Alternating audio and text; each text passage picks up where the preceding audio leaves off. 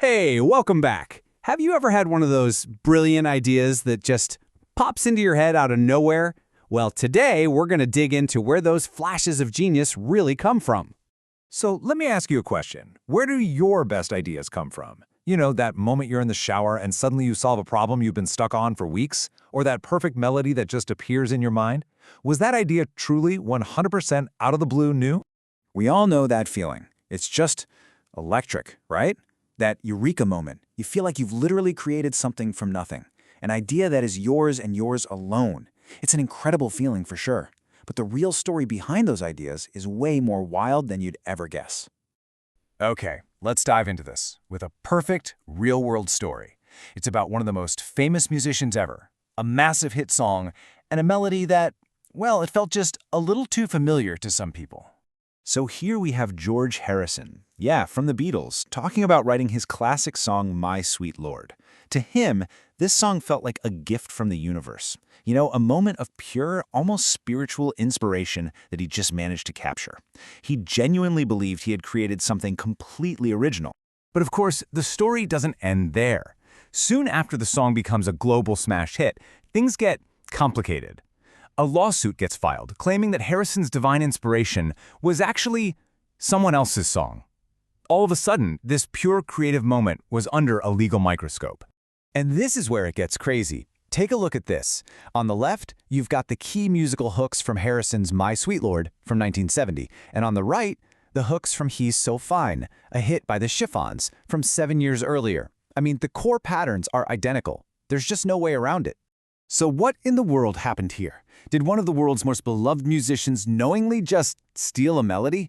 Or was something much stranger, much more complex going on inside his own mind? This is the mystery we're about to solve. It turns out this kind of thing happens all the time. It's actually a pretty well-known glitch in our memory, and it has a name. In fact, the court in Harrison's case came to a wild conclusion. He hadn't stolen the song on purpose, but had done it subconsciously. And that phenomenon is called cryptoamnesia. It literally means hidden memory in Greek. It's that bizarre experience where an idea pops into your head, but you completely forget where it came from. So your brain just fills in the gap and tells you, hey, you thought of this. This is all you. But here's the thing. Cryptoamnesia is really just a symptom. It's the tip of the iceberg. To get what's really going on, we have to look at a deeper, more fundamental way our memory sometimes fails us. And it's a failure we all experience pretty regularly. And that failure is called source amnesia. Think about it like this. Your memory is a giant library. With source amnesia, you can remember the entire story of a book, every character, every plot point, but you have absolutely no idea which book it was, or even what shelf you pulled it from. You've got the what down perfectly, but the where, it's just gone. Okay, so how does this actually happen? How does a forgotten old memory suddenly transform into what feels like a brilliant, brand new idea? Well, it's not random. There's actually a pretty clear four-step process that turns that old memory into a new eureka moment. Let's break it down. Step 1. Exposure. George Harrison hears He's So Fine somewhere, maybe on the radio. Step 2. Forgetting. Over the next few years, the memory of where he heard that melody just fades away. Step 3. Incubation. That catchy tune is just sitting there, dormant in his unconscious memory. And finally, step 4. Reemergence. One day, he's looking for inspiration, and that melody pops back into his head, but this time without the original source tag. His brain serves it up as a totally new idea. Okay, so this all leads to a massive, really important question. If you unconsciously copy someone else's work, what does that make you? A creator or a plagiarist? And the answer to that has huge consequences, especially in court. And it all of it, comes down to one single thing: intent. Plagiarism is deliberate. It's a conscious choice to deceive someone. You know the work isn't yours, but you pass it off as if it is. Cryptoamnesia is the complete opposite. It's totally unintentional. The creator genuinely, truly believes the idea is their own. And believe me, this isn't just some academic debate. This distinction is everything.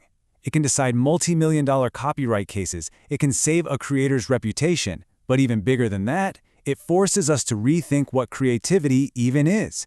If our brains are constantly mixing and matching old ideas, is any idea ever truly, purely original? But what if, and this is where it gets really cool, what if cryptoamnesia isn't a bug? What if it's a feature of our brains? Maybe all creativity is really just about connecting old, forgotten dots in new and exciting ways. Maybe we're all standing on the shoulders of giants, even when we've forgotten they're even there. You know, this isn't a new idea at all. Thinkers and artists have talked about this for centuries. The idea that true creativity isn't about making something from nothing. It's about absorbing the world, letting all those influences simmer in your subconscious, and then giving them a new voice. Your voice. So I'll leave you with this to chew on.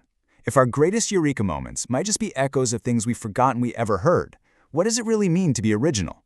Maybe it's not about where the idea came from, but about the unique spin you put on it and what you do with it next. Something to think about. Thanks for tuning in.